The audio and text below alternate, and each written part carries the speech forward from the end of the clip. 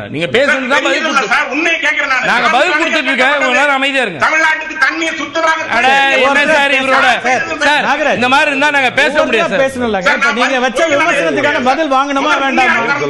சும்மா இந்த மாதிரி பண்ணிட்டு இருக்காரு அவர்கிட்ட. இனிமேல் எங்களை பேசவே விடாது சார். பேச வேணாம் விடுங்க சார். கர்நாடகாவுக்கு யார் அனுமதி கொடுத்ததுன்னு அதுக்கு தாங்க பதில் சொல்றாங்க. கொஞ்சம் அமைதியா இருங்க. சிஏஏ எடுத்தாங்க. இன்னைக்கு சிஏஏ வந்து 2 வருஷம் ஆச்சு. எந்த முஸ்லீம் பாதிக்கப்பட்டாங்க? அதே போல இன்னொரு பொய்யை பேசினார். சிஏஏவால யாருக்கு பாதிப்பு? பொய் பிரச்சாரத்தை செய்தார்கள் என்று கவர்மெண்ட்டுடைய ரிப்போர்ட். நான் வந்து ஆதாரம் இல்லாமல் பேசுவதற்கு அவங்களுடைய பிரதமர் நரேந்திர மோடியும் அல்ல, பாஜக காரணம் அல்ல. நம்மை ஆள்பவர் ஒரு தமிழராக இருக்கலாமா என்று கேட்கிற கேள்வி, நம்மை ஆள்பவர் ஒரு மலையாளியா இருக்கலாமா என்கின்ற கேள்வியோடைய அர்த்தம் என்பது வேறு. ஒரு கேவலமான மலையாளி நம்மளை ஆளலாமான்னு அது எவ்வளவு பெரிய வார்த்தை. அந்த வார்த்தை தான் இருக்கிறதுல ஆக மோசமானது. அப்ப அமித்ஷாவுடைய வார்த்தை ஏன்னா சொன்ன விளக்கம் யாருக்கு விளக்கமே இப்பதான் சொல்ல வரேன். நெறியாளர் உங்களுக்கு வேணும்னா நீங்க நேர்ல